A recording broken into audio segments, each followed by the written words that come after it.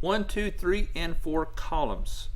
Okay, so if you want to know more about columns and rows, this is a great place to find out. Go to our design section and click on where it says rows and columns and watch that video. It'll give you more insight about rows and columns. But we're going to go over the simple rule. Rows contain columns which contain elements. Again, rows contain columns which contain elements. Elements that you can see, or you can see elements. You can't see rows and columns. But when you're creating your site, you're going to be able to see these. They're really cool. So now let's first go, after we understand that now, let's go to add element, and I would like you to do this. My suggestion is add a spacer in to that column and take it down to 5 pixels. Because what happens is you can't insert a row into another row. Now you can, if you have a, for instance, a paragraph here, right? And this is one row here. You see this row?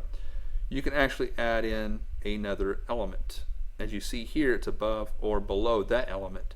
You could create a new row with it, but if you want to stay in one row, you just drag and drop above and below or below. And as you see, this is one row with 2 different types of elements in it.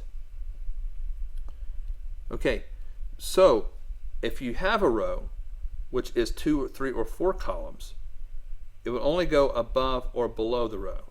So what we're going to do here, since I went ahead and created this spacer right here, I'm going to go ahead and delete these just to show you this is a row. I have my spacer, you can't see it. What I'm able to do now is take 3 columns or 2 or 4 and insert it below or above that row. I'm actually going to put it above because I like a little bit of space below all my work.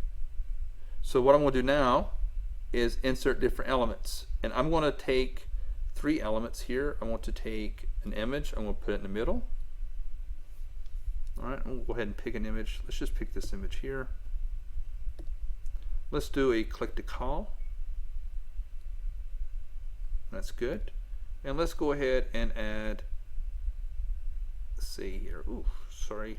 Let me take up your time here. Let's do a small title. Alright, so now we have 3 columns. If you want to add another column, just click on Add Column. It'll add another one. If you want to get rid of a column, click on the X. Now remember, to get rid of a column, you first have to get rid of the element. If you want to adjust your columns as far as the width of it, all you have to do is grab the little blue bar and just move it from left to right. As you see, here's the title, here's the columns, here's the image. If I want to minimize that, I just move that in. Now here you can mess around with your columns. I want to click off here. I want to bring this title down maybe.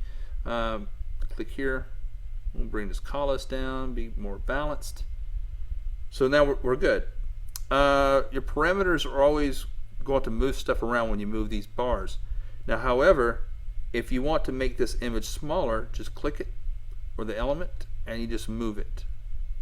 Now maybe I want to add in another element that's of the same, so I want to copy that and I want to paste it.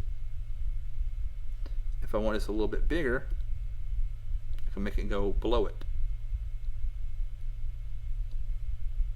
There we go. So you can mess around inside the column itself. And then of course if you don't want that element, you can just go ahead and delete it. So you have tons of different options here. But this is how you work with columns. Very simple to do.